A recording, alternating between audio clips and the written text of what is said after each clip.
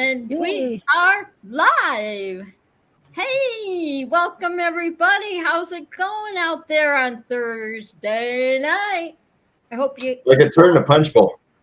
hope you're all yeah. Steve's in the punch bowl tonight. I have a very special guest tonight. Yes. And I got Steve Minty, Hot Butter Steve in the house tonight, and I'm so excited. It seems like it's been forever, Steve, since we caught up with each other, and I want to know what you've all been up to and all that stuff. So my theme tonight, everybody, is I'll have my butter with a side of butter. Yeah, like Steve always goes, yeah. I can't say it like you, Steve, but Yeah. Yeah, there you go. I love it. That's how I punctuate jokes that I know people won't get right away. If they think I'm serious or not, then I have to go like him. Yeah. And then they're like, oh, he's joking. Well, say hello to lovely Angie for me. I love her. I love her so much. And I'm gonna let you just do your thing today because it's not about me, it's about you. Well, maybe it should be about you. You tell us what's been going on with you, Lindy. Come you know on. what? Give us a day in the life of Lindy. You're always being the cheerleader, supporting us, and we're always the talking heads babbling. Like, what's going on with you? How you spend your days and what you've been interested in? That's right. All day, it's all about me all day. It is, Well, I can't say all about me because, me and Miss Molly, it's about Miss Molly too. So we you're retired, aren't you? Share things, I just everything's good. I'm like so blessed, and it seems like I've known you like forever, Steve. And like I said, I've been super stoked about this show tonight, and I was just happy to have you here so we get caught up on things and what you've been, like I said, what you've been up to, how that new. Just take us on your. Oh, Robert's in the chat. Hi, Robert. Love you, son. Look at him. Yeah, no fake backgrounds here. No filters. You can't put a filter on this. It looks bad no matter what. I like that. There's no fake backgrounds. Well, that's right. Because look at Robert. Robert always he was always in his bedroom with right? That was his background and everything. Kramer, you want to say hi to people in the chat real quick? Sure. Okay. We have John Wayne. So glad he could be with us. Yes. And yes, Tony John, Marzano. Bill H, my good friend. And we have the lovely Jay, Just Want to Fly. Scuba's here. Scuba in the house. Eric's here. Glad you're doing good, Eric. And Robert Michaels. And Walter Priori just joined us. Howdy, Walter, love. Walter, my sugar in the house. And here's Cricket. She wanted to see what's going on. Scooby-Doo in the house. Welcome, everybody. Thank you so much for joining us tonight. I'm just glad that y'all made it here, and we're all up in the treehouse, just Lindy's treehouse, just hanging out, and I just want to welcome everybody. Like I said, every week, every Thursday gets better and better, and I just get more excited about my every guest and all that good stuff. So, but it's not about me. It's about Hot Butter Steve. So, no, you're the guest tonight. So what do you go? Do you still go by that, like in your new town? And you can just I loved your story that you put on Facebook and about your journey, and I love to hear about people's journeys, and I want to hear about your journey because maybe a lot of people don't know about it, Steve. And I was just like so inspired when I read it on Facebook. I was all teary. I'm like, hi, Munchkin. I just You got Munchkin. I haven't stopped in to see Scuba and Munchkin in a while. I've been busy. Like I can't tune in like the way I used to. I haven't been able to watch anybody's YouTube or jump in, but that's because I'm just working 7 days a week. Yeah. But you're such a people person, and I love your connection with all the people in your town and everything. And I just think that's so cool, and that you're trying something new and it's working for you. And just like, I never imagined a year ago I was going to be doing this, but I just decided, what the heck, I might as well, you know. You gotta get out and do it. I've got a friend in town. He's a chiropractor, and he's like really into martial arts, and he wants to make this podcast like this, where it's about martial arts and whatever. But he's got a lot of money, and he's spending like $20,000 on studio gear. Oh gosh. And everything's got to be perfect. He's got teleprompters, lighting, all these recorders, mics, and I'm not kidding about $20,000. Oh. But he's been telling me about this since last November. He's like, I'm hoping to get it up by June. Guess what? He still hasn't done anything.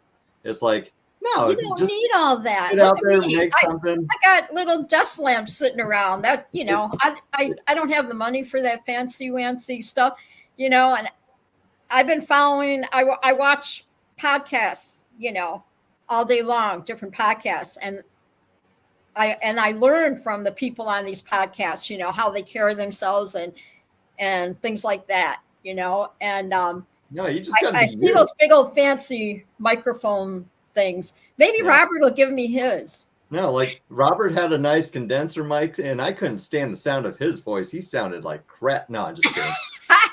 But everybody's in this rat race to make things perfect. And it's like, you know, especially with these live shows and stuff, like you've got, 13 watchers now. You have more watchers than I do when I do my Tillamook County live stuff. And a lot of it's more of like people are hungry these days for people just being people, imperfect, being relatable. Like all this perfection with media and stuff is like just taking away creativity. And I think the cleaner you make it and the more money and time you spend on something kind of takes away some magic too. Oh, there you go. Very good advice, Steve. But you just got to get out there and create. You know, it's like when I started making videos, like I started making videos because I was alone at home with a paraglider for 3 months. I had no hills to jump off of. I was just kiting. And, you know, that was a more stressful, depressing time in my life. But I started putting my cell phone on a tripod.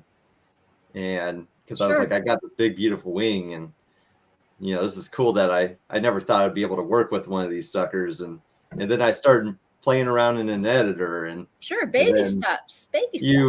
You play with it, and then you got to make it fun for yourself. And then if you find it fun, you'll find new things to do with it and a new voice for yourself. But, you know, it's just like with music or art. You can't just sit down and overthink and spend money on a $3,000 saxophone if you've never played a note.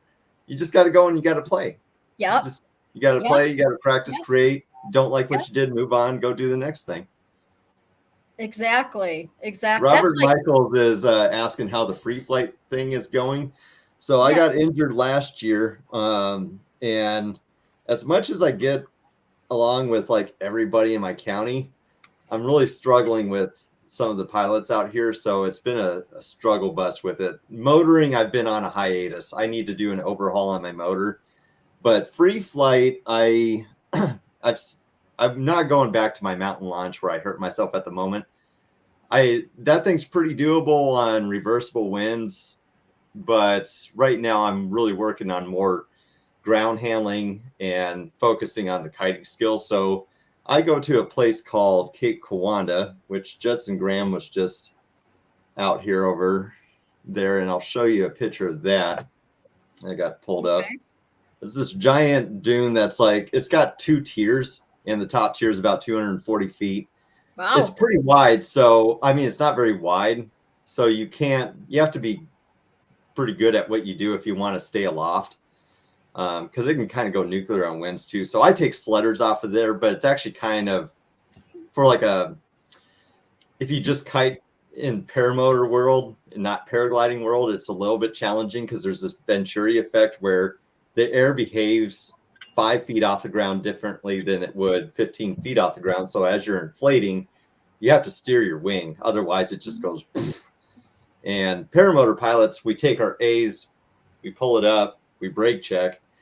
Here, you really have to grab your A's and then you grab your rear risers and you can kind of steer and control your inflation that way. And the really good guys can kite all the way up this dune and have their wing kind of pull them up. And so I'll share my screen here really quick. Okay. And I haven't gotten out there a lot, but every time I get out there, I get a little bit better. Oh, yeah. So, well, you know, it takes practice. Robert was asking about. Can you see it on there? It went away. It's at the top of the screen somewhere. I don't want to move things around. Yeah. How often are you ground handling? That's what Robert asked. Oh, it's not much now. I'm working so much. I'm lucky if I get out there once a month. So this I'm basically on hiatus until my new job starts doing well for me and I have more time. But I do try to get out when I can. It's not letting me share, I don't think. See, you should come to Michigan and come to Petoskey, and we could go down to the Bayfront, and you could take your video camera with you. We could walk around to the shops and stuff downtown. You could see all the hustle and bustle downtown. Right now, all the snowbirds are here, so they're all down there. Hey, Linda, can you see a Hot Buttered Steve shared screen that you can add to the show? I see it. I can slide this that? up. Do you want me to slide it up? I mean, I can see the top of it. Yeah, if you can add that like you did me when I entered. Oh, okay. Like pretend it's like a guest that popped in. Yeah. Oh, add to stage? Yeah. Oh, okay. There we go. Oh, thanks. So here. Robert says, I love Petoskey, except you spelled it wrong, but that's okay. It is a beautiful place, Robert, isn't it? I got to see Robert. My daddy passed away last April, and Robert came out to Michigan and got to see his brother. He got to see his brother again, and they hadn't seen each other in a long time. So it was pretty bittersweet. Let me do another one here. I got a better one. Hold on. Let me represent. I think we lost Linda. No, oh, no, she's right there. Okay. Nope, she's still here. We can see her. Can everybody else see her? Yeah. Yep. Okay. So, Linda, if you want to redo that add to stage thing. Sure. So this is Cape Kiwanda. I actually have some drone shots of it. So super pretty area. Nice on the Oregon coast. And there's some more ridge soaring spots around here, but the winds have to be very, very strong for you to soar them. So I have an instructor up by Astoria. They'll take me to a spot, but this is the one I like to play at a lot. But in the sand, that must be hard though to do that, right? In the sand. Oh, the sand's great. I love the sand. Man, I don't know. Yeah. Wow. So you're not getting any of those. Are you getting any of those storms over there? I haven't had much. Good. I know I've been following North Carolina. It's been getting hit, certain parts of it or whatever. And I think I might have one more cool. Robert said that it's a beautiful video. Let me try one more here. Go ahead, Linda. Go ahead and say, well, you can welcome people in the chat again. I like that place because it makes you like think about kiting a lot more. Like you think about your lines and everything. And I find myself dropping my brakes and I just like freehand lines. And I'm not doing a lot, but every time I go out, I kind of remember what I did last time. And it's incremental, but this journey for growing in free flight is probably going to take me years. Especially since, last year I was overzealous about it. I went in too fast. I picked an instructor that was too fast. I was going off a spot on day 2 I shouldn't have. Now I got a guy that's more really by the book. He's about an hour and a half from me. He's got a great ridge soaring site. So as soon as I get my schedule under control, I'm hoping to get up with him and start off advanced ridge soaring with him. And then, in terms of like thermal free flight and all that, I bet it's probably going to take me years to get back to that. No, you're doing, I'm going to have Linda say hi to people in the chat again, because we have some people jumped in. Yeah, we got Munchkin and Will Fly both joined us since I read the chat before. Boop, boop. Welcome. That looks like a lot of fun, free flying. I'd love to be able to do that. My problem is still going to be landing. Yeah, and the hard thing with free flight is like you can watch all these YouTube videos and make assumptions and stuff, but not all areas are created equal. You know, like Point of the Mountain in Utah is so popular because it's an accessible site. It's got a 2-tier slope. You don't have to worry about trees, boulders. If you tumble down the hill, it's not a 60-degree gradient where you're just going to tumble nonstop. Oh gosh. Now their biggest problem though is they're very congested. I mean, when you go Yeah. fly there might be, it's almost like a mini fly-in. Like it's a lot of people flying at the same time because it's such an accessible spot. But if you live in like Tennessee or forested areas and whatnot, your launch spots might not have very much margin. And what you think would be an easy go is actually kind of scary. So it varies a lot on the terrain and where you're launching from and who you get to work with. It's not so much like paramotors where, you know, we can wait for our pristine conditions. We can go out to an airport and have huge open fields so you can take off. Oh, my motor quit. Oh, I can land just fine. Yeah. You know, it's paramotoring. It's special because we can set easy rules for ourselves. So we're always safe. In paragliding, you know, sometimes you don't have great beginner options around you. And you approach that, the people who really want to do it no matter what, then you have to backtrack and say, I need my confidence and skills to be way higher than what would normally be needed for, you know, accessing some of this. So that's the challenge with paragliding, because otherwise you have to travel very far away to get to a spot that's right for you. Sure. So definitely more. Well, that's why paramotoring is so cool, because we can really, even if you're in the Midwest, yes, we have gusty air out there. It's hard, but you can still wait for your days in the evening where it goes relatively nil. Yeah. You might have some bumpy flights here and there, but you're not going to take collapses. You're not going to die from a little bit of gas. No. Well, you know, look at all that you got to experience, though, and it's not over yet. You know, you moved to a new city and you found the love of your life, and you know, I think that's awesome, Steve. It really is, and yeah, as the saying goes, you don't know till you try. You know, and the same thing.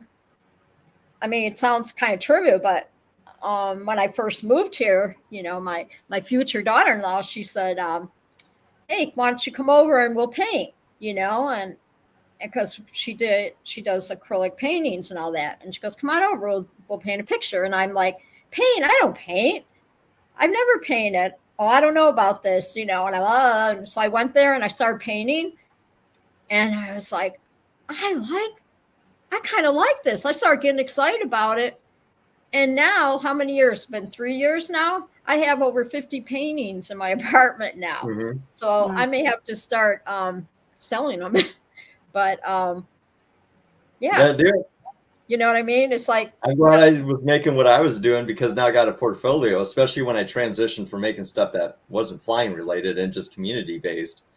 Because I did community based stuff for a year, and then when I decided to go freelance, I had this portfolio, and the community knew me, and they're like, "Oh, Steve, we've been following you for a year, and you mean we can actually hire you now?" So I see. So you're like paintings on Etsy and stuff.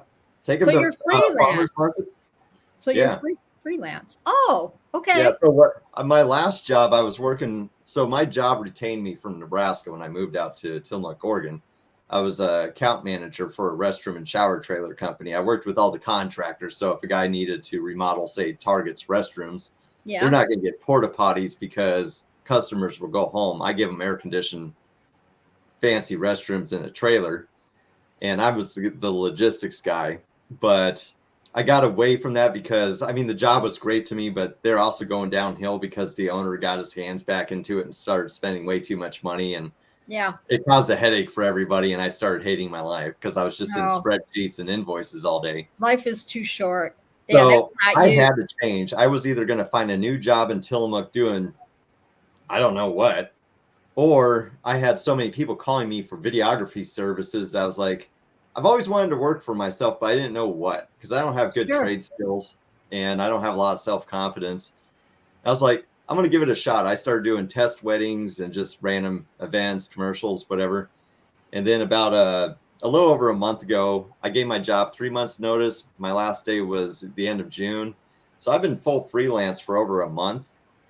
And I've actually been able to replace my income even, but I'm working a lot more hours. And Sure. that's why I haven't been able to get out flying related much at this time, because I'm putting 60, 70 hours a week into this, because I am still in that stage where I have to prove myself Okay. and earn it.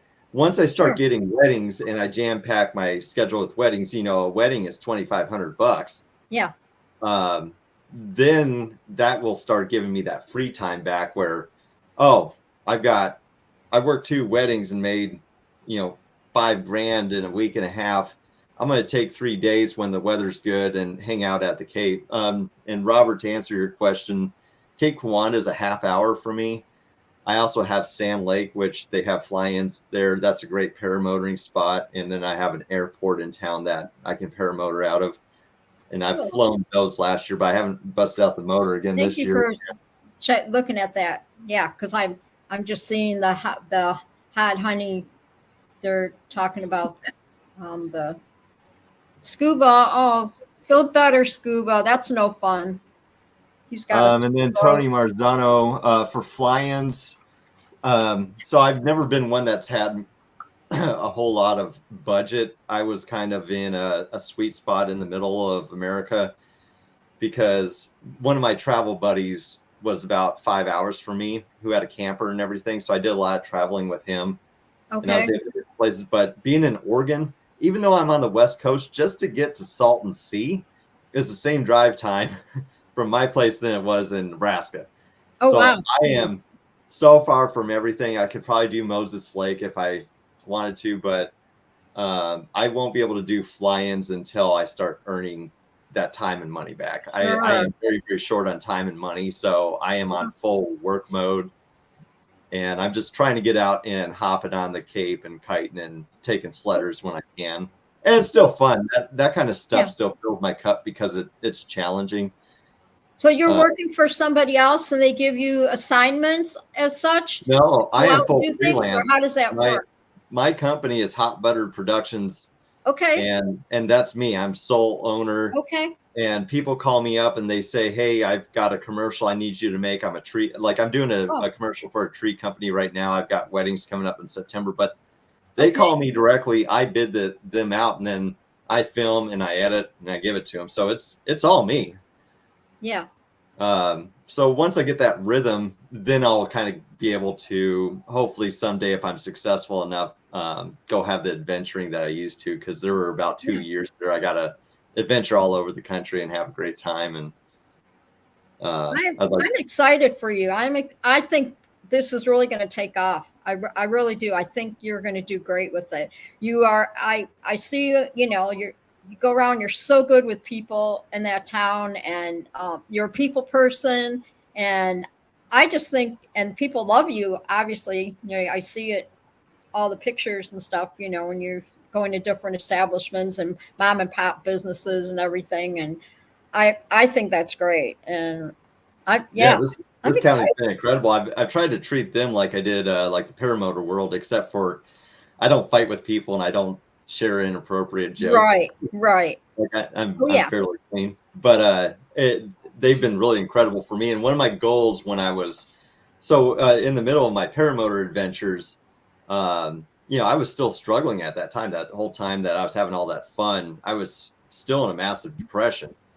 And I desperately wanted to be happy on the ground. I didn't want to keep everything just flying related. I wanted a well-rounded life, and I've been able to achieve that. But then when I stopped flying so much, that para-depression hit.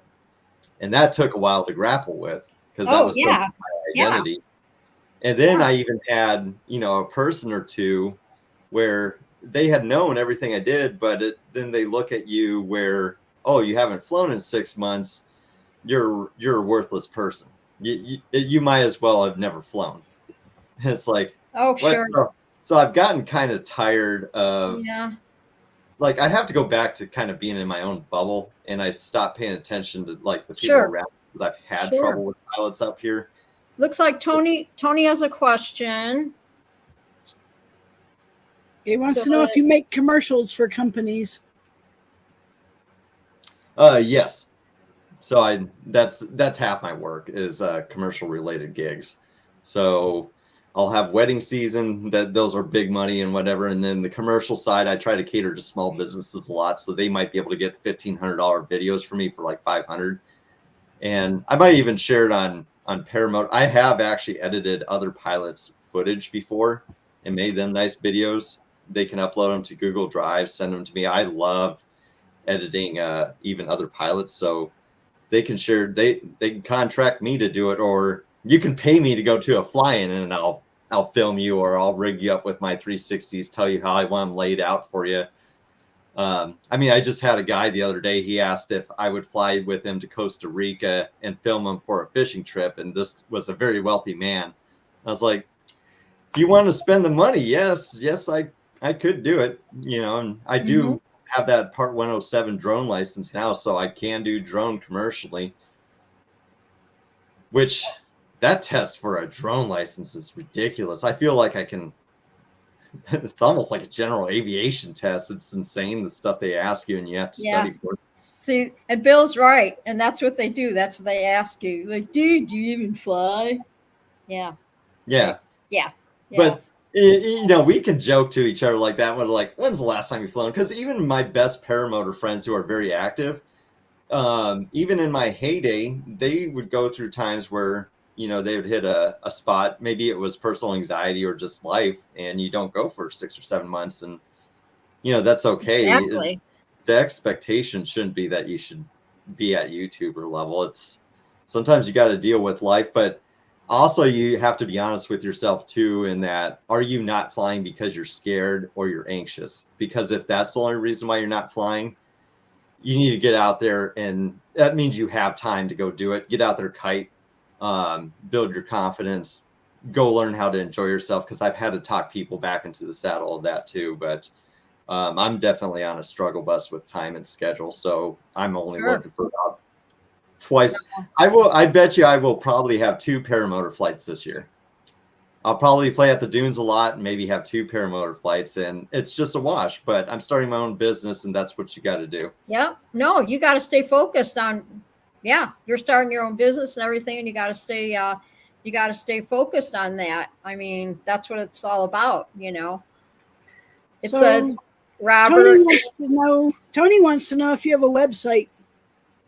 Yeah, it's hotbutterproductions.com. I'll plug that in there. But if anyone ever wants to come visit up in the Tillamook County on the Oregon coast, like, this place is absolutely amazing, especially my town, because a lot of people are like, oh, you're going to Oregon. It's just Portland everywhere. It's just weird. I live in a cow town with the most epic rodeos and stuff ever. Like, it's almost like you take a Midwest town that is thriving and not in decline and stick it on the coast with all these beautiful cows and jerseys and everything. Like, it's almost the best of both worlds. I've got coast, forest, farm, weird art, and it's just all these peppered little towns. And if you go and interact with people, if you're gracious and nice, people will just eat you up. And it's the most fun, beautiful thing ever. I've never seen a community like this in America. And I've been all over the place. I'm a military brat, and I'm pretty well traveled, and it's great. Yeah. I've had about 5 pilots visit me, and they're like, "Whoa!" No, that's cool. You would love. That's why I love it up here. It's a small town, and I feel safe wherever I go. Like I said, I walk the college. It's like a quarter of a mile, from my apartment or whatever. So I walk to the college, and then I walk inside. They have a beautiful indoor track. So I walk around the track, and then I walk home. Sometimes I walk down to the bay in the afternoon, and to the bayfront. I love doing that. I got my little corner store up the hill that I go to, and I just cruise around, do my thing. And I feel perfectly safe up here. And my apartment, I'm upstairs. So there you go. Right. And the whole scenario, I look at it was all meant to be, that I'm here for a reason. and I'm so freaking happy with my life. And yeah, and then of course I got Ryan, your twin, you know, that that only lives like 50 minutes from me. So Wait, so your other son only lives 50 minutes from you? yeah, Robert. I mean, Ryan's the one. You know, Ryan looks like you, or you look like Ryan. That's why. Okay, that's nice that he's only 50 minutes from you. I mean, I can send a picture of Ryan and me or whatever, and then to you, and then we can pop it on the screen here. But you guys definitely look alike. They because what was I going to say? Walter was saying, you know, put a picture of Ryan up there because you've always looked like, because you do, you look like you could pass for Ryan's brother, right, Robert? What's up, Robert? Hey, Kramer. Poor Ryan. I saw something on you a month or two ago. I think it was still procuring gear and stuff. Where are you at with your general deal? I'm trying to sell. Oh, that's Linda. Go ahead, Linda. Yeah, I bought a trike buggy. Sorry, it came with a wing, and the wing is a little undersized for that trike buggy. The trike buggy by itself weighs 200 pounds. My wing is rated to 378 pounds. So with me, the wing, all my gear, everything, I'm at 371. So I'm trying to sell the wing that I got with the trike buggy so I can afford a 35-meter Triox 2 or a Road Max. But a Road Max 32-meter would be like $4,900. Yeah, kind of money. Yeah, like tandem size, they get expensive. Yeah, so I'm not flying right now because I don't want to mess up the wing I have for sale. But hopefully it'll sell soon and I can get another wing, a bigger wing. But I just have no climb rate. I live in a bowl and I don't know if I could get above the trees in the short. How many flights did you take on that wing? I only flew it twice. Tommy at Lone Star flew it a couple of times, getting everything adjusted and set up right for me, but it just doesn't have climb because it's so small for me and the trike and everything. Is your motor a Moster? No, it's a Hearth F33. It came out. It's a ultralight motor. It's not. Yeah, it's a bigger motor. Okay. Like I was taxiing. Sorry, I got hair from Cricket. She sheds 20 pounds of hair a day. Otherwise, she'd be a Great Dane. I shed 20 pounds of dandruff every day. I've got dandruff the size of baby mice. TMI, Steve. I just sent you the picture, Steve. So and then what was I? Oh yeah. Yeah, but I need a bigger wing. I've got 22 flights in total. So I still need 3 more flights to get my PPG-2 rating. But before I used to fly a Vertigo. When I was training, I flew the school's Vertigo. That's what I was really looking for, was a Vertigo, but this trike buggy was so much more affordable, so I bought it. It's a great trike. It's great, but the motor is. When was the last time you've been up? I've been up 22 times total. When was the last time you flew? 2 months ago. 2 months. Yeah, do you still pop down with Lone Star to hang out with them at all? Oh yeah, my trike is down there because I want to get all my flights in before I bring it home. Borrow a tandem wing from Ron. Just be like, screw you, I'm taking your wing. He told me I could borrow it anytime I wanted to, so I'll probably go to. It takes 97 minutes to drive down there. I just got my truck out of the shop. Cost me $2,480, and I'm trying to pay that off. But the last time I was down there, I taxied across the airport at Lone Star, and one of the guys was riding the 4-wheeler, and he backed off when he got to 40 miles an hour. he backed off and I kept going.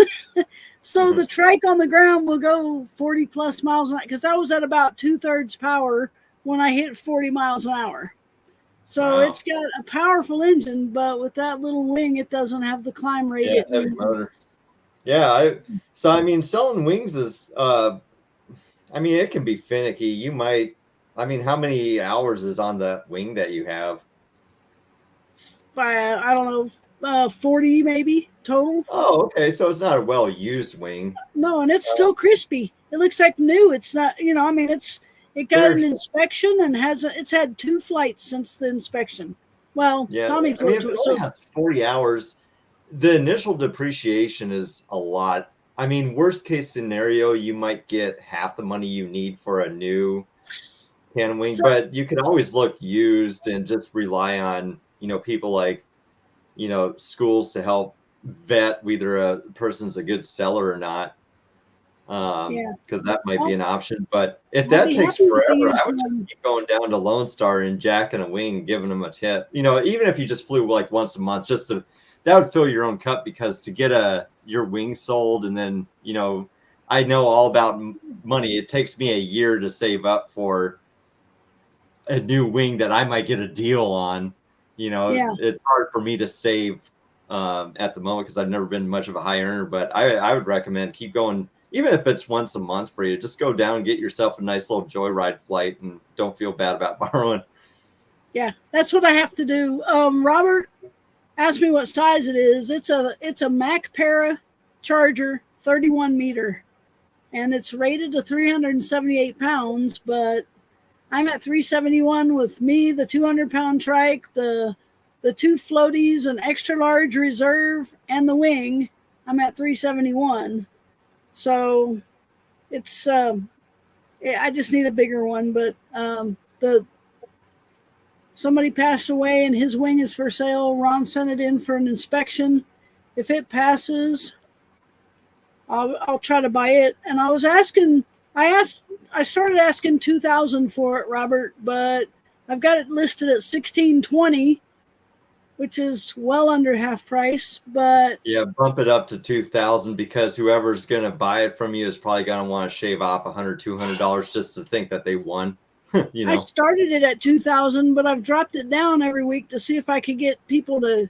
And so the other day, somebody sent me an email that said, or a text, and said, "Will you take $600?" And I was like, no, because I can fly it. It's like new. I'm not taking $600 for it. I'll keep it for a spare.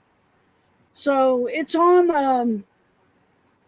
It's listed on Facebook and Paramotor for Beginners and Paramotor Stuff for Sale USA. It's listed in about 10 places. Something I did when I went to go sell my wing, because I started off with a 24-meter solo, and I wanted to downsize because my wing was so boaty on me. I lost 60 pounds too, and fully trimmed out. I couldn't keep up with people. So I wanted to downsize rather than go into like a Nucleon or something, because I'm a basic flyer. I don't need super agility or speed. But I took a really nice edited video, like 360 video, going through like every single inch, moving it around, because selling wings is hard. If you don't have like a reputation, like people recognize your name all over the place because you're a super active flyer, then they're like, well, who am I really buying from? So if you have a friend, or if you can do it yourself, try to put together like a 1 to 2 minute video of it, where it's being kited, where you get some close like shots of it to show like, hey, it's not full of grasshopper holes. That's my advice to help you out, because selling wings is hard. I put on my listing. On the listing, I put contact Ron at Lone Star Paramotor. That's because it's actually down there at Lone Star. Mm-hmm. So, but I'm just getting a bunch of goofballs. Somebody offered me $400 for it, and then a guy said, well, "Can I come and see it?" And I said, "Tell me when you want to see it, and I'll meet you at Lone Star Paramotor." And he said, "Well, really, I just want to get measurements off of it, because I'm building my own experimental airplane, and I just really want a fixed wing, but I want to get some measurements." So he didn't want to buy it. He just wanted to play. He just wanted for engineering information. Oh, So geez. You're like, no, it's like, show me the money. Show me the money. Yeah. I'm like, it's somebody else said, can you ship it to me? And I said, where are you at? And then a lady said, I'll send somebody with the money for it. You go ahead and ship it to me and I'll send somebody with the money. And I was like, no, cash cash and pick it up. Cash. There you go. Cash only, baby. Yeah, because she's like, well, I'll send you a money order. No, I'm not playing that game. No, I don't want to play games. Just you come look at it. If you want it, bring your cash. What did they used to say on TV? They always had those commercials and stuff. They'd say no CODs.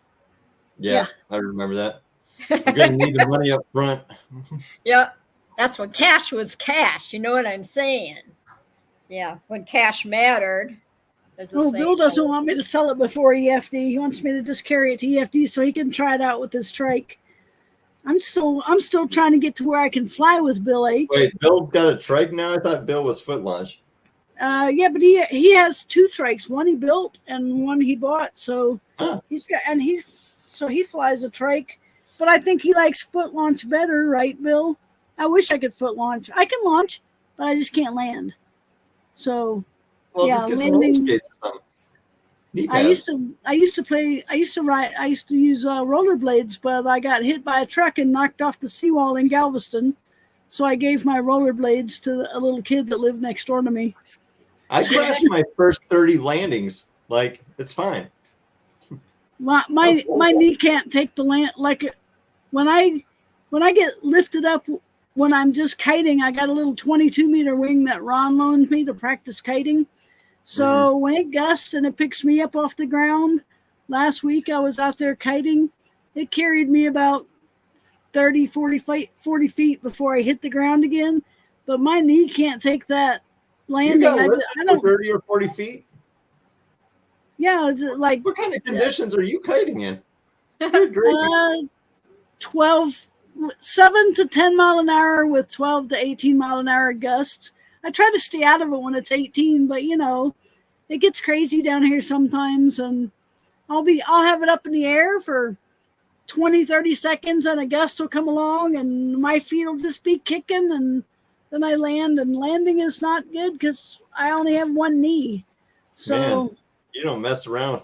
It's like, I'm not going to full launch, but I'm going to kite an 18-mile-an-hour wind. Kramer. No, I try to kite in 6 to 8. Then I'll take the kite. I'll take it out there. I've got a weather station right here. So like right now, it's 7 miles an hour. If it's sustained 7 miles an hour, I'm going to go play with it.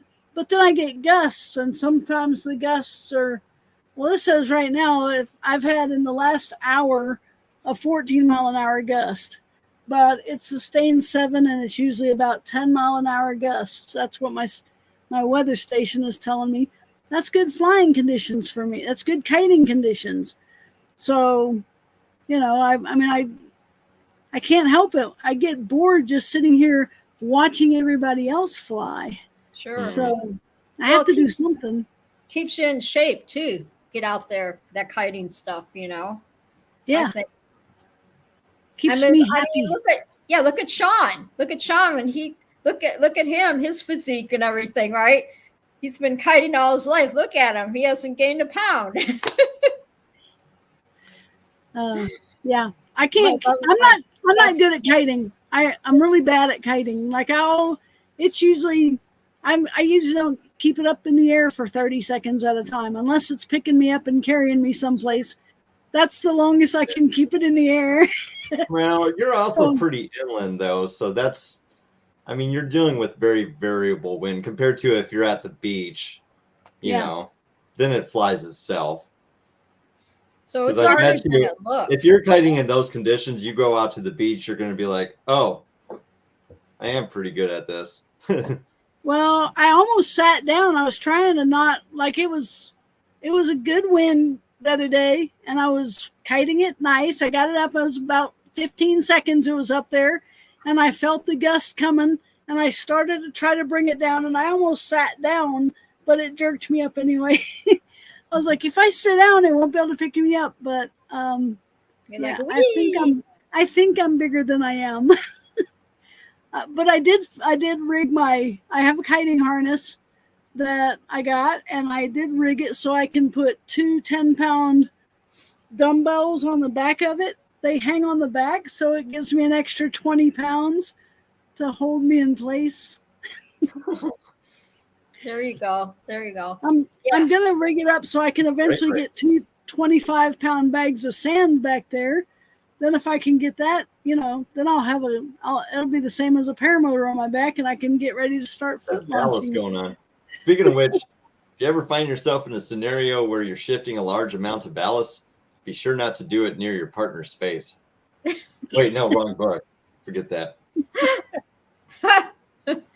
So it's okay. I don't have a partner. I don't have to answer to anybody. I get to do whatever I want, whenever I want. The only person I have to answer to is Cricket.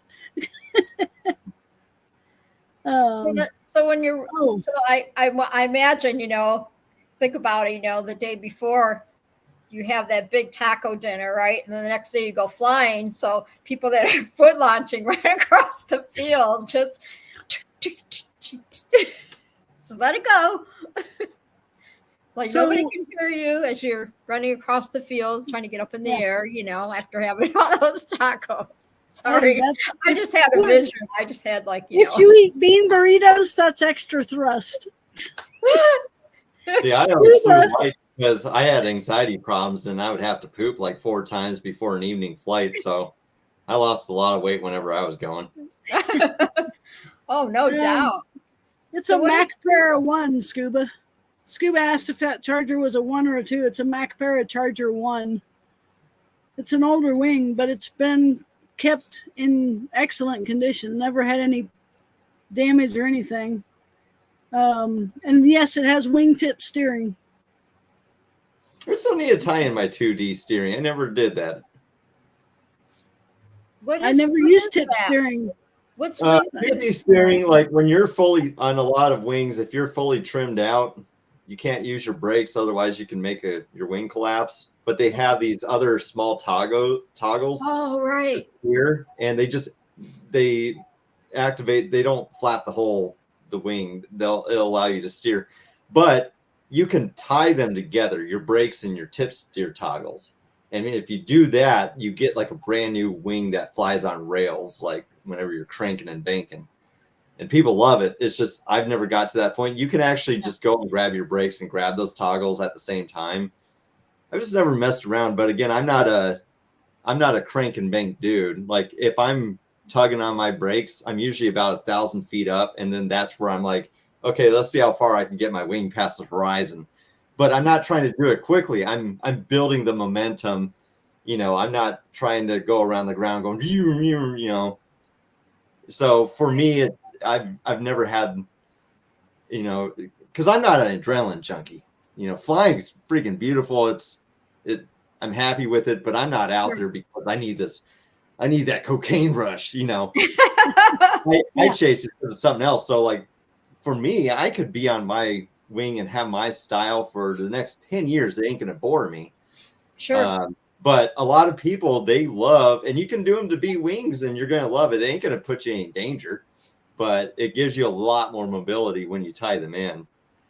But I haven't used. Go ahead, Linda. Go ahead.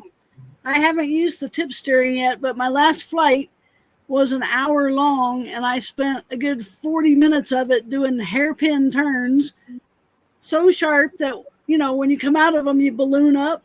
Oh, I love that feeling. But I haven't played with the tip steering yet. But I did trim it all the way out when I launched, and I got a lot shorter launch time. Flew with it trimmed all the way out, but I played with the trims while I was in the air. Dang, you launched with it all the way trimmed out? Yeah. Well, I guess you got the power on the trike, so. Yeah, so I mean, I trimmed in while I was up in the air. When I was flying the Vertigo, everything was so far up out of my reach. If I trimmed out, I couldn't reach it to trim back in. Yeah. So this wing is set up so perfect.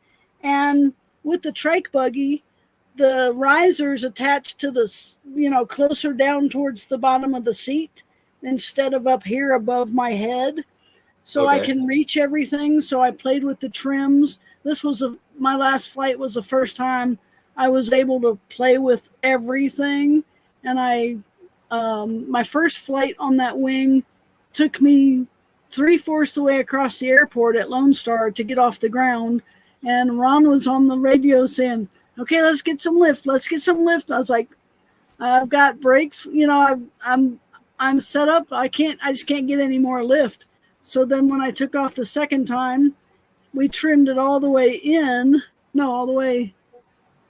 We trimmed it all the way out for, now I forgot it's been so long, I forgot which way I trimmed it. But I got off the ground a lot shorter flight. So I trimmed them all the way in, pulled them all the way in. So that's pulling the back, it's pulling brakes, right? When you trim it in. And gives me some extra lift. Yeah. And then when I got up in the air, I trimmed out. And the trike tried to steer itself to the right. So I think that's just the motor torque, maybe.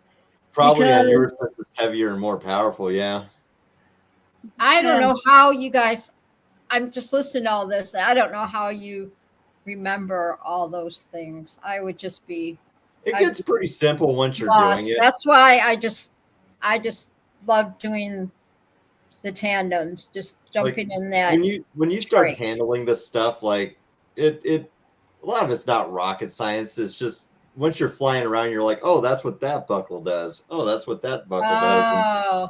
And then Kramer, if you got the torque thing, you can readjust your trims asymmetrically too to help counteract that as well. For full, and then I also know of a couple of trike people, like they're just high long distance flyers. They like to trim out, but they don't want to keep their hands up on their toggles, brakes all the way up here. So they'll actually get extra toggles to like extend down, so that way they can kind of just get. Yeah, this wing has the brake toggles, and then it's got an extra ring underneath the brake toggles, so I can grab it like way down here by my shoulder. The brakes are parked, and I can grab the loop way down here. So yeah, I got to play with them. I got it adjusted pretty well, so it was doing straight flights. But then I was actively piloting, doing hairpin figure eights, so I could balloon up and just play. Because I was like, but I haven't played with tip steering yet.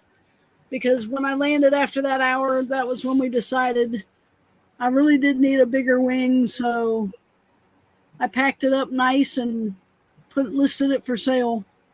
I don't want to, if I fly it and mess it up, then I don't have a wing to sell. But it's a great wing. That's true. I've learned I learned. Let's see. I started really getting involved with the paramotoring community or paragliding community when I started watching Robert's show, and then of course, went on Sean's show. But I just in those 4 years, whatever, I've learned so much about the sport, and I'm just personally, I am so happy that I took that tandem, the first time and went up in the air, because to me, it only made sense because I'd hear everybody else talking about how cool, how awesome it is when you're up in the air and what it feels like and this and that. And I knew if I didn't do it, I'd regret it. And so it was pretty much, before I knew it, I was sitting in the seat and I was up in the air and I loved it. And I went up. I love taking tandems. I make my friends take me up sometimes. I'm just like, last time I was at Bad Apples, I didn't fly solo there. I just went up on a tandem. I was like, hey, I went to PBG Gorilla. I was like, take me up, buddy. I'm going to go for a ride. Oh, yeah, I know. And there's nothing like it, like Keith and Kat were so gracious to get me up in the air. I torched this past Memorial weekend. Wait, Keith and Kat took you up? Yeah. Kat did. Yeah. And so I learned something too. Yeah, I love them so much. They're such awesome people. And Kat, she took me up. But I also learned, I didn't know that they go by the weight and everything. So they had to use a smaller wing for me and then they were taking somebody up after me with some guy or whatever. So they had to switch out the wings because they just had the one trike or whatever. Beautiful trike. I think it was almost the same one that I went up with when Eric took me up. And yeah, it changes your life, doesn't it? Doesn't it, Steve? It changed my life. Absolutely changed it. And Yeah. like I said, I went up 3 times, and I'm blessed that I did. Will I go back up again next year? Probably not. You know, I'll see. Yeah, I you will. might change my mind, but you know how they say 3 is a I charm. do and all that. skydiving next. Yeah. That just be happy that I was able to do it as many times as I was, and because my family always were, they were happy for me going up in the air, but they were also very nervous, but it's something experience that I'll never forget. And like I said, it really brought my confidence in myself that day. The first time I went up, it changed my life forever, and it brought out the person that I am. I was so broken, when I first came to Michigan and everything, and going through all the hardship, whatever. And then getting up in the air, it was something totally out of my comfort zone, right?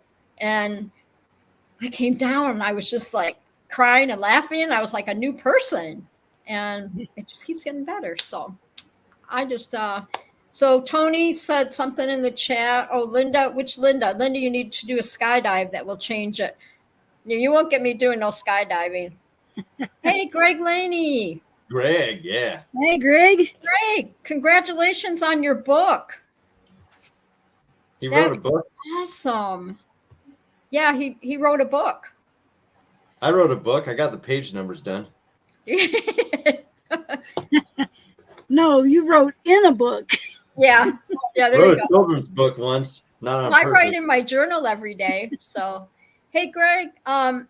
Yes, congratulations on your book. And if you're interested, I would love to get you on the show, and I would love to have you be my guest so you can talk about your book. It's up to you though, but I think that'd be really cool. I would love to hear all about the book and the business aspect of it and all that stuff. So, you know where to find me. Okay, Greg, if you're interested and you want to be on the show, just let me know. Okay, no pressure though. No pressure. You're getting on the show, or else I'm coming after you. Yeah, no pressure, but you're going to be on it next week. No pressure. Yeah.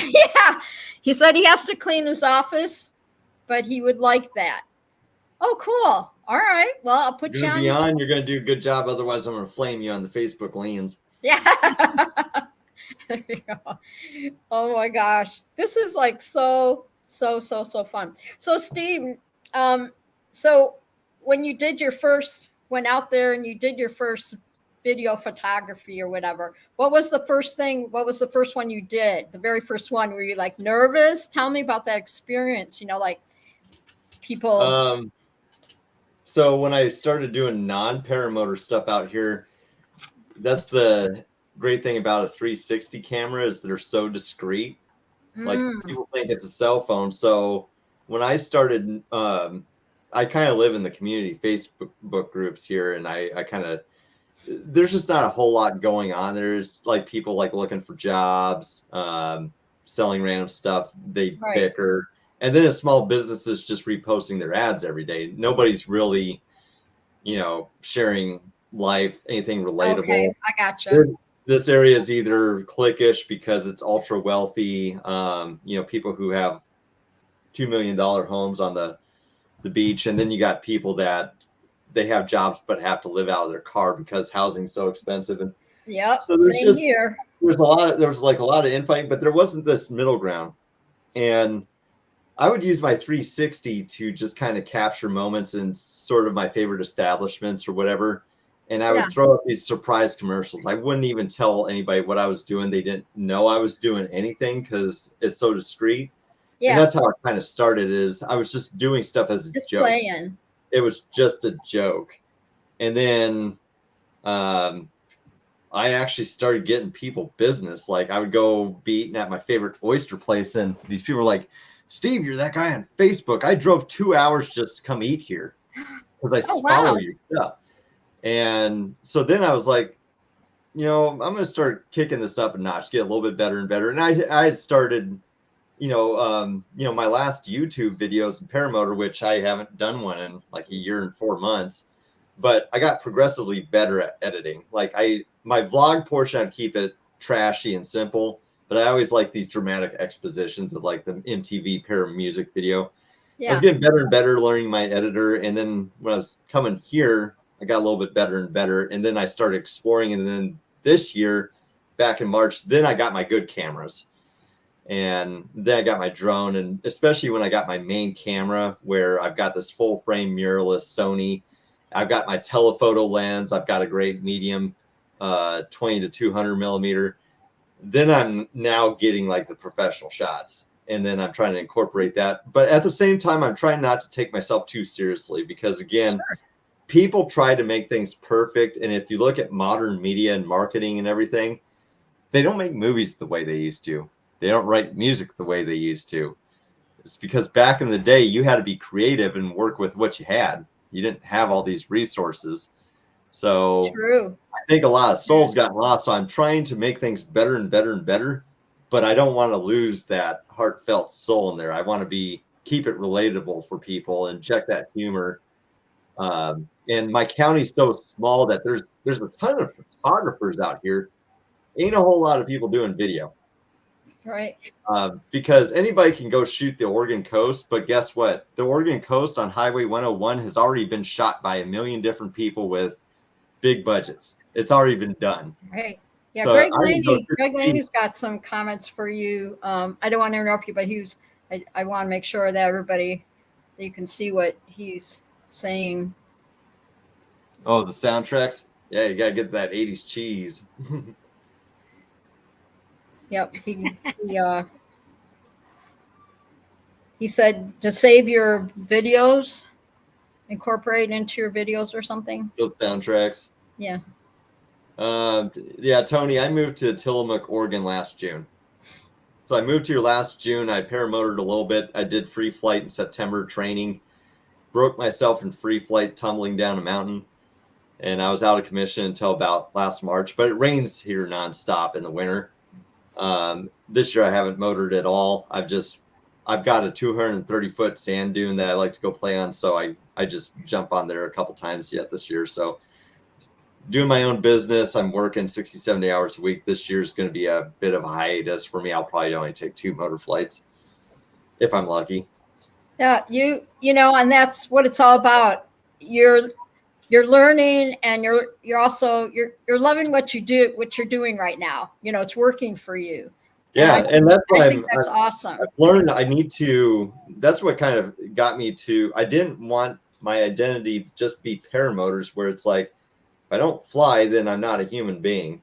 And now I finally found something where I can actually fill my cup up a lot by doing a job, especially with film and whatever I do for folks, where that trips my trigger, but I also get a lot of community interaction. I'm being friends with these businesses and the people that are my clients.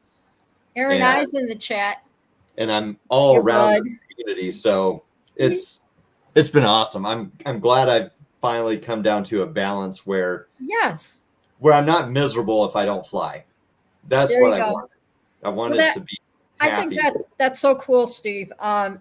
Yeah, you got a really good point. Well, that's why I named my podcast, I call it podcast, but Lindy's Treehouse, because I look at it when we were growing up, somebody always had a tree house somewhere, and we'd all get up there and all hang out and just talk about life and all that stuff. And that's what I wanted this to be. Do drugs. Yeah.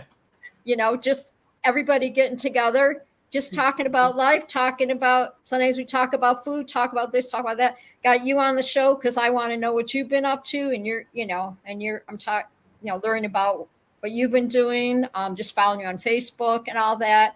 And now, Greg, I'll get Greg Laney on here eventually, and he can talk about his book and just things like that, things what hobbies what people are doing now, and I'm loving this. I'm you can tell I'm just every time I was so nervous the very first time, and just like when you're starting doing what you're doing, you got to work. I wanted to be perfect, and then I learned just talking to people that have been doing this a long time, and just like you said, it doesn't have to be perfect. Just be yourself. No, just go out there and create, because there's something for everybody. Like, there's some people that aren't going to pay attention unless it looks perfect, but Yes. are those really going to be people that you're going to relate to and have a relationship with? Yeah, well, I would watch my videos the next day. I'd watch, my shows or whatever, and I'm my worst critic, and I'd be like, oh, look at this. Look at my face. Oh, look at what I'm doing. Like I got those freaking reflections in my glasses, drives me nuts. Oh, well, I don't have all the fancy light, and I just have desk lamps sitting here and there, just enough, that I think it looks okay, that it's not, irritating people, whatever. But yeah, so I'm learning as I go. And like you helped me, before the show, get something squared away, because I was like, oh, this is new. And I'm still learning, I call it work in progress. And just to have, and then I have Linda Kramer, my sidekick now, right? How cool is that? So she's going to be with me every show. And Steve, you're more than welcome when you need a break or whatever. You want to hang with us? Just let me know. Say, hey, what are you guys up to? Or hang in the chat, whatever. If I come on again, I'm not going to wear any clothes. I'm just telling you that. Okay. You take your Dramamine. Excellent. Thank you. I'm not wearing any shoes. Ooh. I'm not wearing any shoes right now. Yeah. So, Linda, who's all in the chat? Oh, it shows there's 15 people here. I've only got 12 names, so tell me if I forget your name.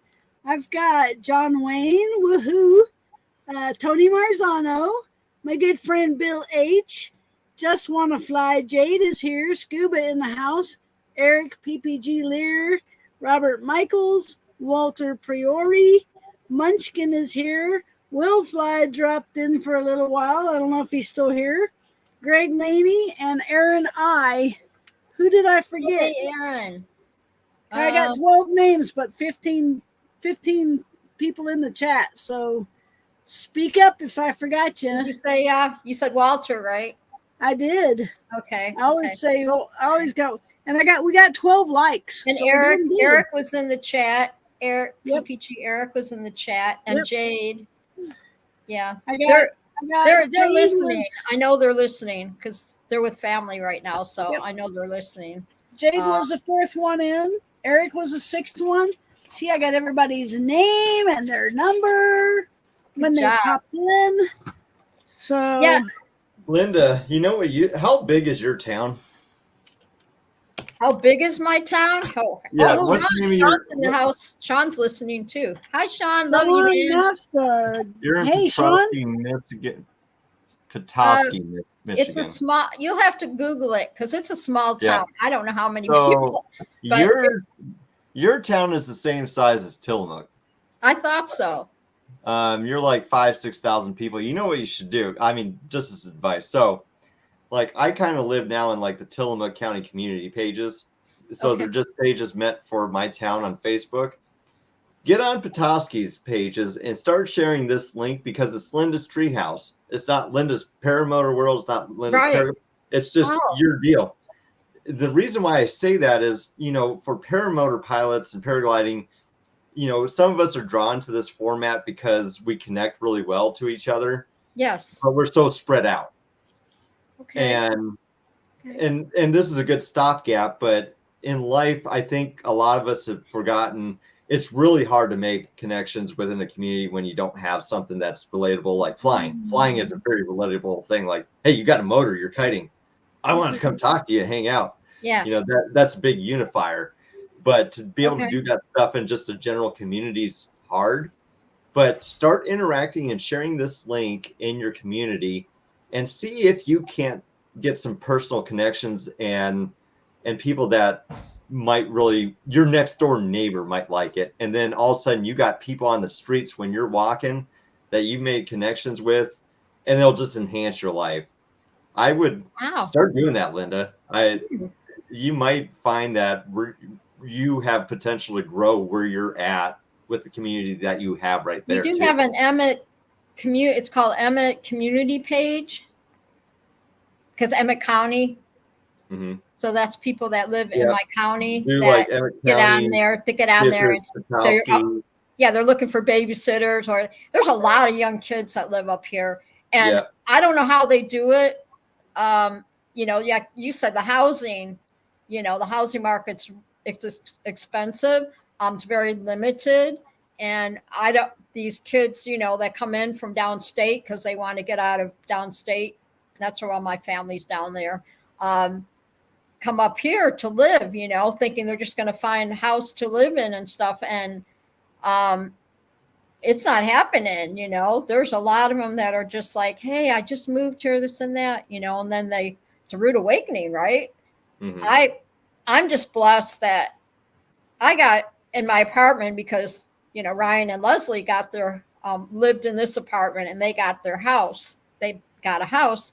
So all Ryan did is call the landlord and say, hey, my mom's moving from Arizona, blah, blah. And the rest is history.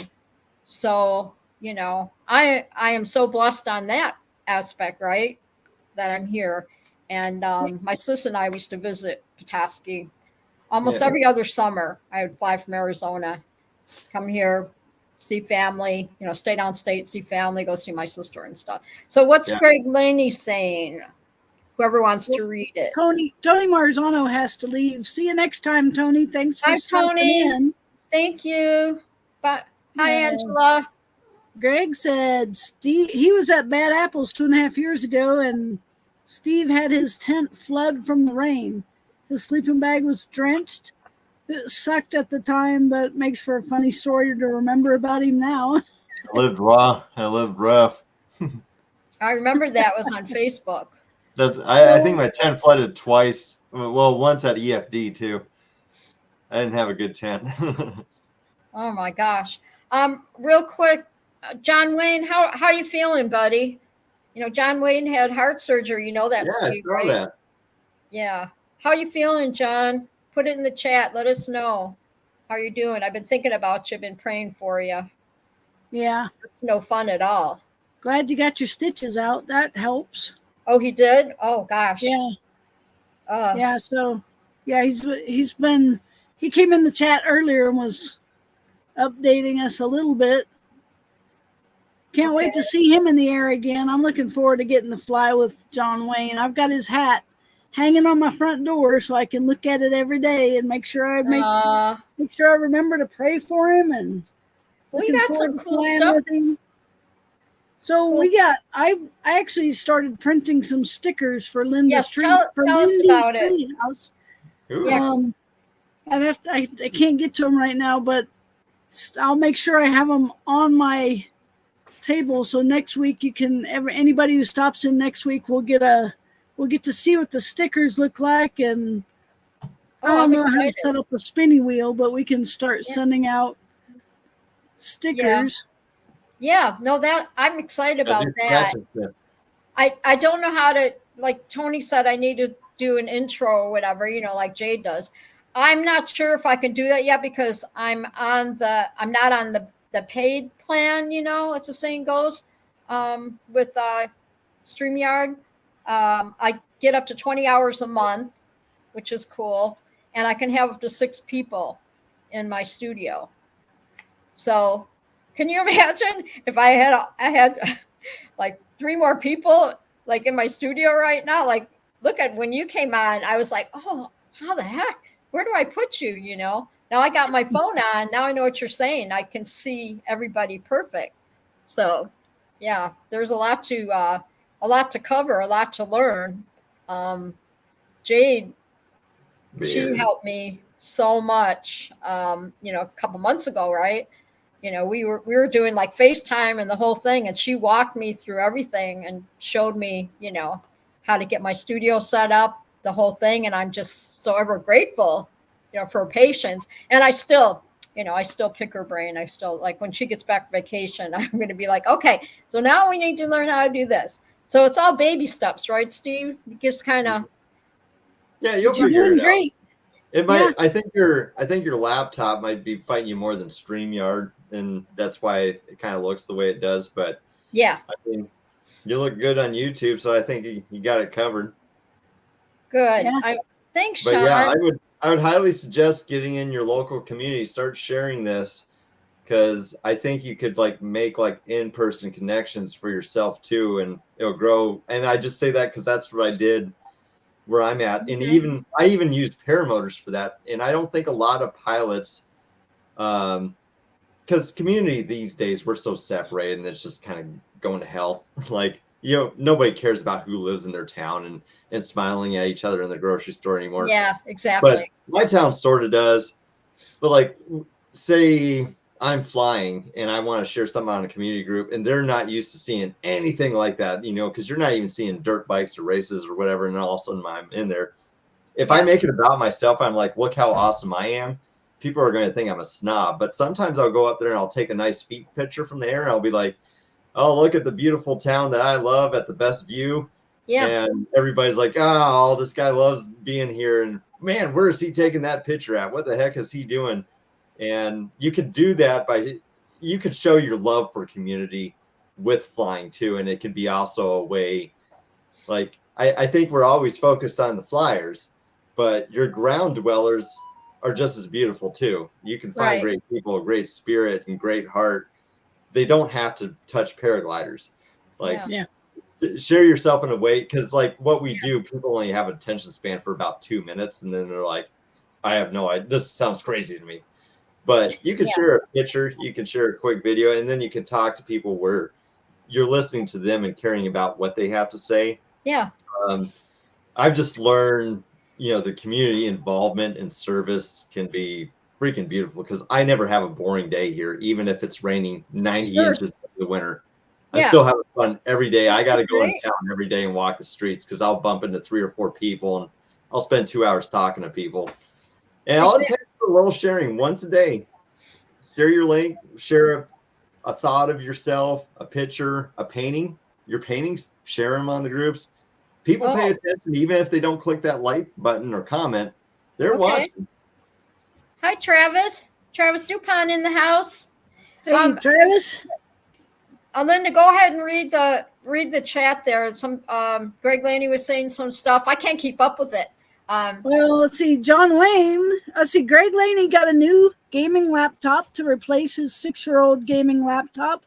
It reduced the time to edit his videos to a fraction of how long it used to take. That's great. I don't edit my videos. You get them at beginning to end. I do launches and landings because I'm still a student. They record everything. So one of these days I'll have to get a 360 or something. John Wayne gave his heart surgeon a copy of his PPG Bible. He said he was interested, but John said he bets his wife isn't. Yeah, I've had a lot of people say, that sounds like fun, but my older brother's a chemical engineer and he's a GA pilot, but his wife says I'm crazy to go up with a bed sheet tied to a go-kart. My little brother's a doctor. He said that might be fun, but his wife said, no way. So, spouses, significant others, they can be a little bit of a hindrance. So, I'm happy I'm single. Nobody hinders me except Cricket, and she'll ride with me. She used to ride the Harley with me. I've got a wife I've got problems with at the moment. Yeah. Although she was looking like she was doing pretty good kiting. Yeah, she was. She bounced off the hill. She's a little scared after my accident, and she doesn't know what it's like to wear a motor yet. I'm trying to explain to her, like, motoring's the way to go. Like, what? Yeah. Really, what I need to do is I need to sell my 185 and get an Atom 80, because it'll be nice and light for her. And I've got the best density altitude around. I'm sea level, I'm cooler temperature, and I always have a little bit of smooth breeze. And I'm down to 160, so I could easily rock an Atom 80. and I would enjoy it because I know how light they are. She would like it, and I'd be like, you don't, because Kawanda is really hard for her. It is hard to kite on once you get up the dunes. On the beach, it's easy. Up in the dunes, it's kind of hard. But I'm like, man, we could just go to the airport and you could just fly around for an hour, just enjoy yourself. It's not going to be a big deal. So I am contemplating, because I don't have enough money to go buy a new frame and stuff, but I'm semi-considering just selling my Moster and putting an 80 on it. Oh, you're doing, so what do you got all lined up this week? I edit every day. So like right now our fair is going around. We've got Derby. We've got pig, and so people race Model T cars with pigs. They go and grab a pig, crank up their car, and gun it with a pig, and then they got to run around, drop off the pig. Like, it's pretty redneck out here on the Oregon coast. It's fun. So I'm doing filming for them. I've got a barbecue guy I'm doing a commercial, tree guy doing a commercial. Oh, cool. So I'm busy filming and editing. That's all I do. If I'm not filming and editing, I'm cleaning the house, and I'm trying to get some time to hit the dunes and pull my wing out. But I'm not going to hardly have any time this year to do much. Well, it just I can tell like you're a natural at what you're doing. And Angie, my wife, love what you do, she's right? a diehard hiker. She wants to hike up volcanoes with me, and I'll be lucky if I do one this year. It's hard, but that's what I got to do when you got a new job, especially when you're working for yourself. You got to get it until work until you get what you need, and if it doesn't work out, then you got to go do something else. Well, yeah, you used to be in a band, so you did that, and that was a part of your life or whatever, and you're still. I don't care to do that anymore. I'm like, man, musician though. You still every once in a while though, do you? Nope. I teach a second grader piano just as an experiment because she needed a new teacher she wasn't clicking with. I'm not taking any more. I'm just doing the one because she's a good kid. But I don't miss music. I love my community. I like filming for them and making them special stuff. And, I still think about flying every day.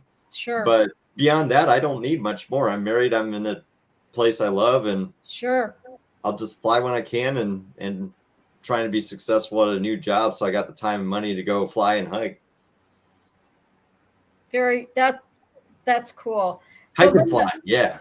What's Greg Laney saying, Linda? Walter Priori, he says he doesn't post much on paramotor anymore. There's too many great pilot and videographers. That said, he has a professional HR channel called Streamline HR Solutions. Oh, I remember that. I don't post. You know what?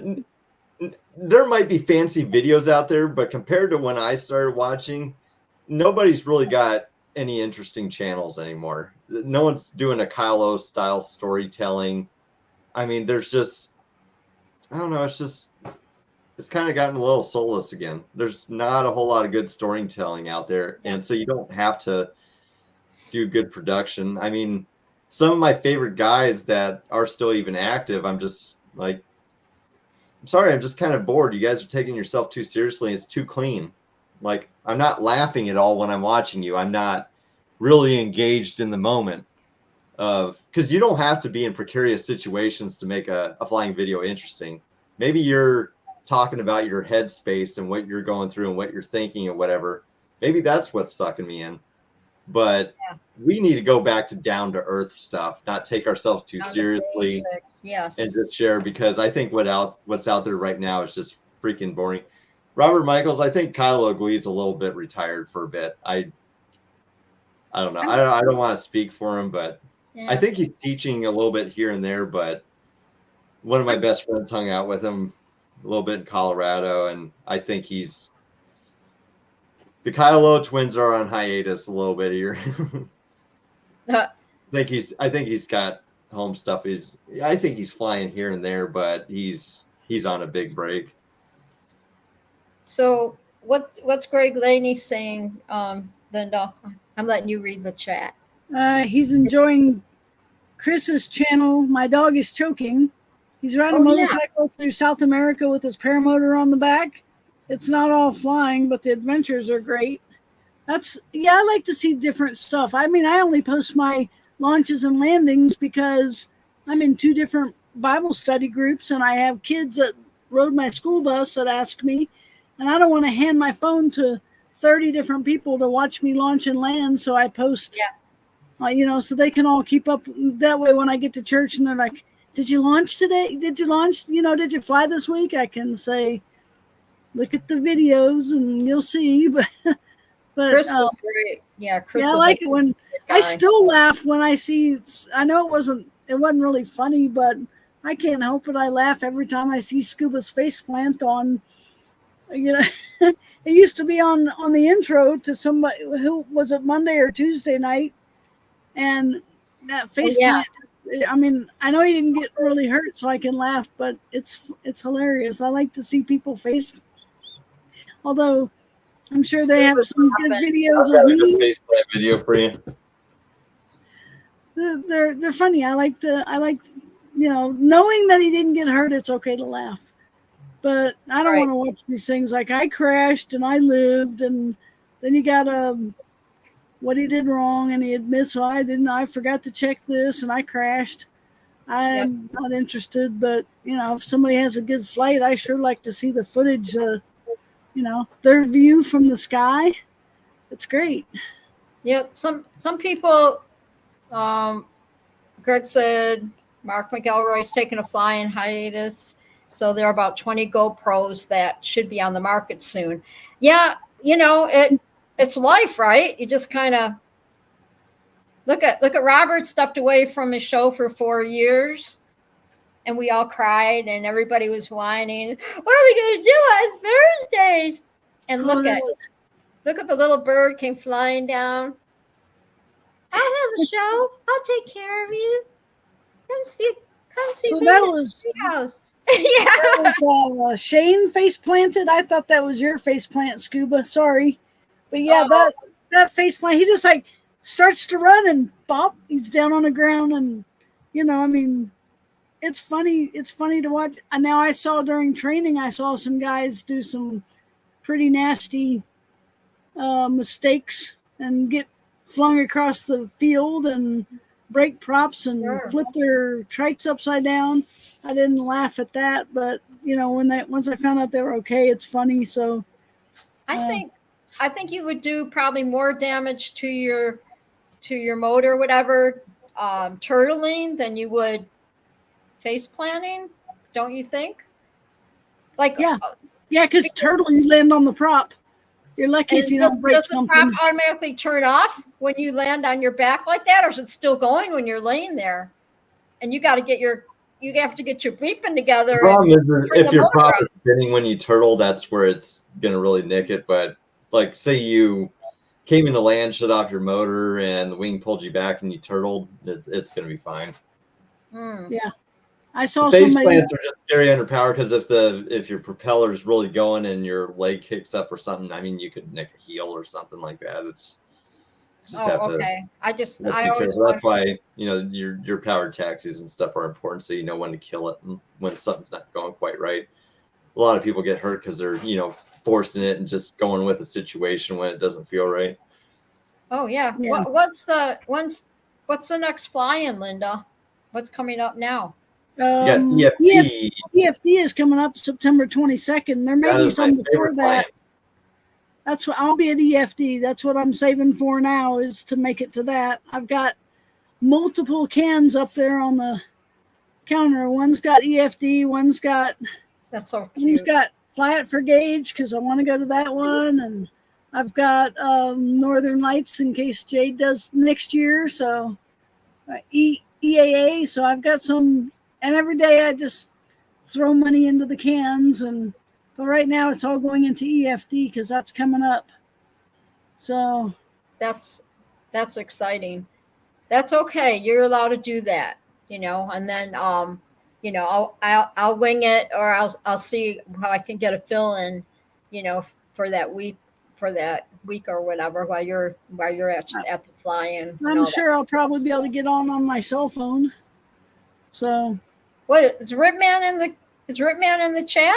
No, he was just so Ripman films everybody's launches and landings and crashes at flying. I love Ripman. Ripman's John like my Ripa. boyfriend. He doesn't know it yet, though. I've been a long time John Ripa fan. He's If I'm not in the air, I'm videoing everybody else that gets in the air. I got a video at EFD last year. Guy took off, and I was standing there videoing him, and he headed straight at me. And if I wouldn't have moved out of the way, he'd have taken my head off. He See, ran people over. need to hire me to come to the Already. flying and stuff because I got telephoto lenses and stuff now. I get some great photos. Yeah, when I host the fly-in Heart of Texas out here in my park, in the park where I work. So whenever anybody comes out here to fly, I video them. I get to be the air boss, and I video everybody's launches and landings. Unless they ask me ahead of time not to video them, I don't share the videos. I give them to them. You know, when they land, I download I all. post I videos. drop I'll over. post them on Pornhub. I post them everywhere. No, I don't post anybody else's videos. If they want to post it, that's their prerogative. I don't post them. I just give them to them. You know, if you have a failed launch and somebody caught the video, you can see what you did wrong. I like to go back and look at mine. If I make a mistake, I can find. That's how I learn. We gotta say That's what I goodnight. do in the bedroom. We gotta say goodnight to John Wayne. Oh, good night, All right, John Wayne. John. Get some rest. Oh, clean Love up you. some surgery. Thank you for coming on the show, coming in the chat. I so appreciate you. You're the best.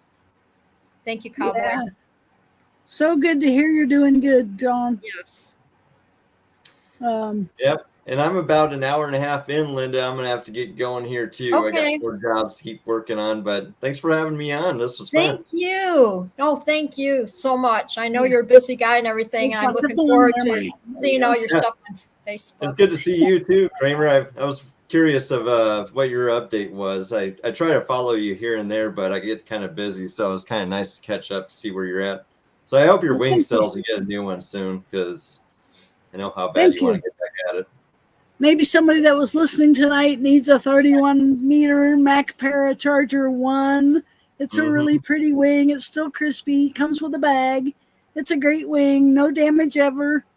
So, yeah, in case somebody's listening tonight and knows somebody who needs one, you know how to get a hold of me. And by the way, how can people get a hold of you, Steve? You gave your site earlier.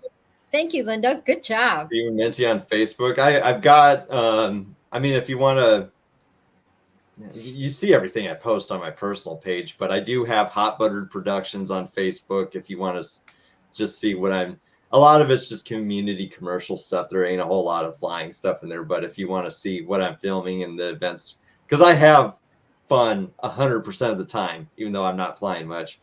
So I do have a lot of videos and events on there that are highly edited. So Hot Buttered Productions on Facebook. I got a website, but who cares about a website? And I don't do Instagram or TikTok or anything, because that's a lot of people aren't going to see whatever I put on there. So Are you leaving, Robert? Robert said, "See you guys. You heading out, Robert? See you next week. Thanks for dropping dropping in, Robert. I want my records back. He's I want the my best. records back. Thanks, Sean. Love you. Miss you, Sean. Thank you so much, Steve. And give your wifey a hug from me. I love her just as much as I love you. Yeah. You guys are family. You're my family. Love you too. Oh, there she is. I love you so much. I love all your oyster eating. Greg Laney, I only do ICQ. I was about to go to the grocery store, but I love you too. Y'all are awesome. There you go. All right, toodles, noodles. Bye. Bye. All right, Love you, Mom. thank you. All righty. Oh, that was so cool. What a great show. Yeah, we had 14 people on the count. If you're still here, I got John Wayne, Tony Marzano, Bill Herman, Bill H. Just Want to Fly. I got Scuba, Eric, Robert Michaels, Walter Priori, Munchkin, Will Fly, Greg Laney, Aaron I, Sean Nasker, and Travis DuPont. So if I missed you, say goodbye before we go off. But thank everybody. Thanks all of you guys for dropping in and for keeping up with the like button. We got 13 likes and I got 14 names on my list. So that's so cool. Yeah, Wheezy was they're all watching, so I know they're watching. So I love you, Wheezy. awesome.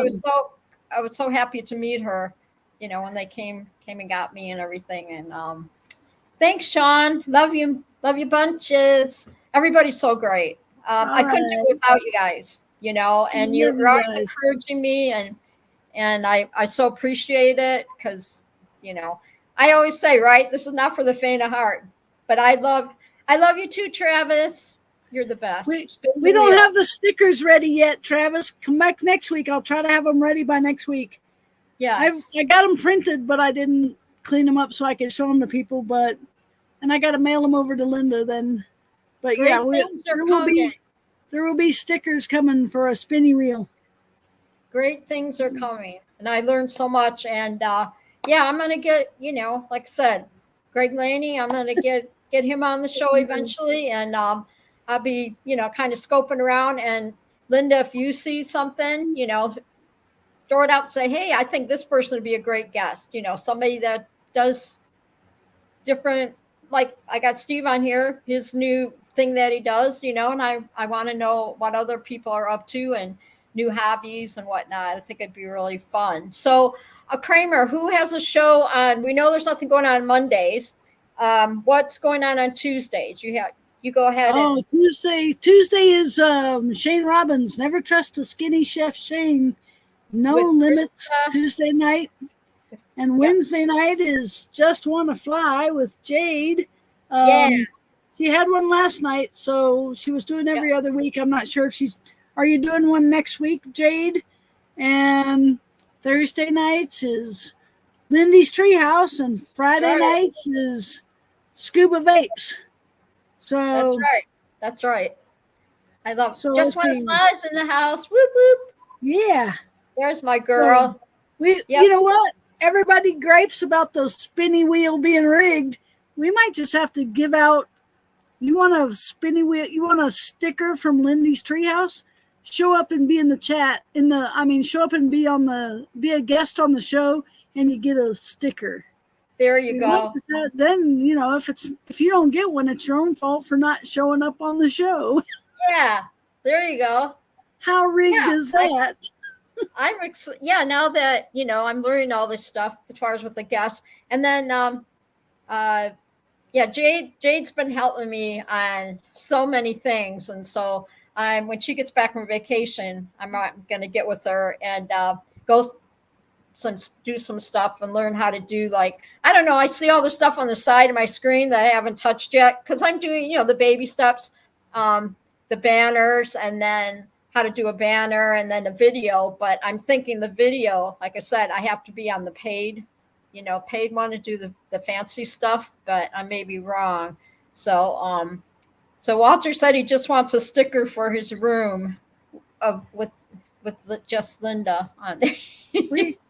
we might have to get Walter to pop into the chat to the show one night and get him a sticker, but I actually already had one saved back for Jade and Scuba helped you get this thing up and going.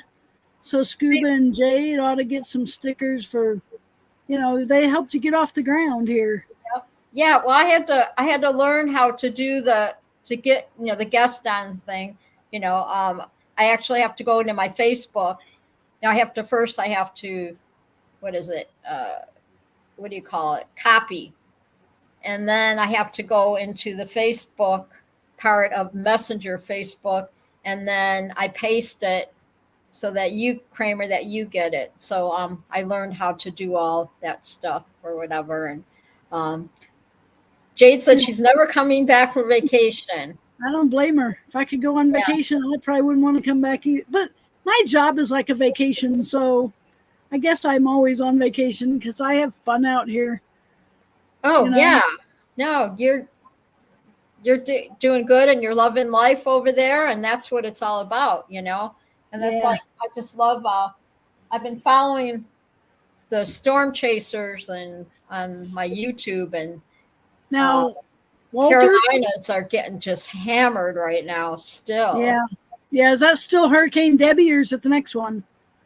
Still Debbie, right? Yeah. Yes. I've been following Debbie. So Walter put on here. Does that mean? Oh, Walter said he'd love to be on the show, Linda. So Okay. we need to send Walter invite so he can pop in on the show. He said he'll Okay. be on here. And See, I have to learn how to do it, how to get people in, the studio while on the show. I still have to learn how to do that.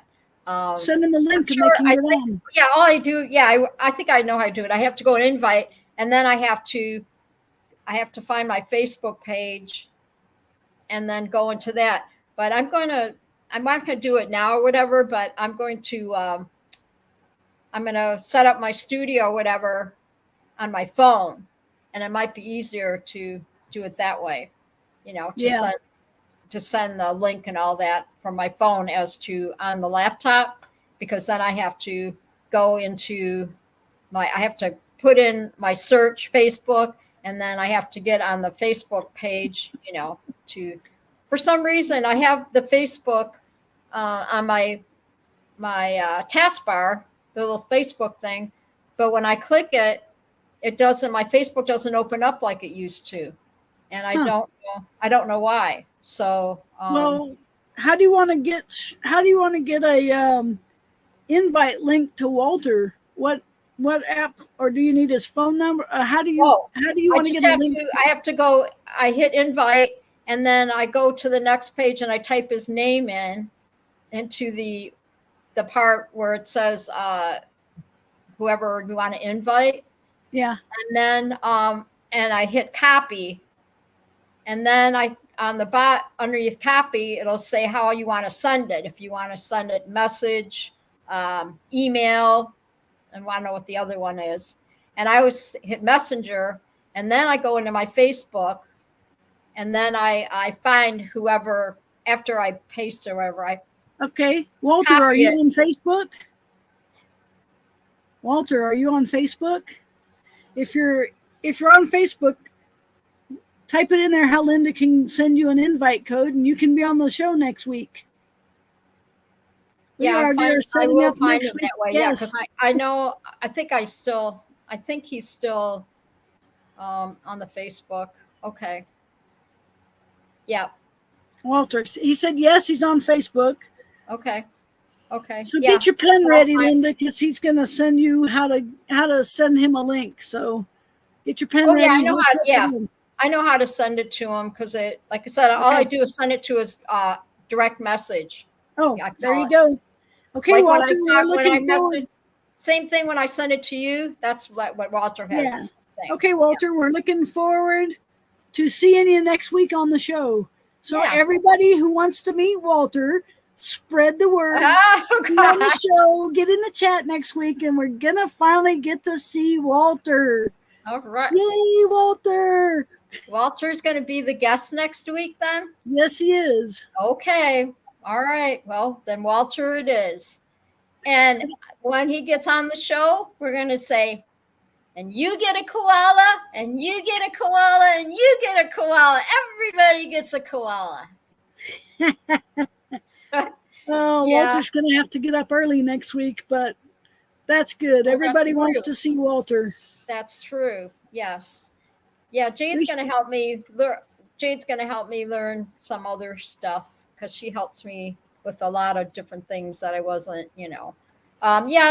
Jade, I'll talk to you about the wrench thing.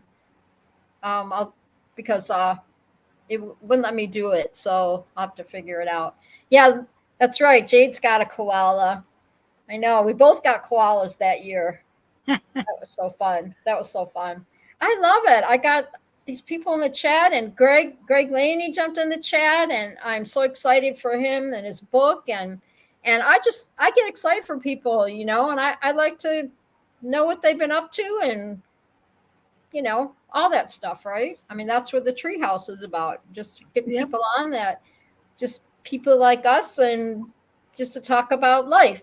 And that's why this is all working out. Like, people that want to be here, they're here. And I got my para family, and that's all that matters. And Steve, I thought Steve, it was really good. It was really good to see him again, and because it's been a while, and to have him as as my guest, because I wanted to know about his video photography and all that, and I want to learn more about what Greg's been up to and with his book and everything. And everybody always says that I should write a book, and so see if I get Greg on the show, I can pick his brain on it.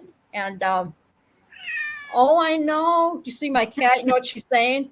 Mom, it's time for us to get ready for bed. She knows. She talks to me. I know. We're gonna go. All right. Well, So we're I gonna guess see we're gonna everybody call next it night. week with Yeah. Walter.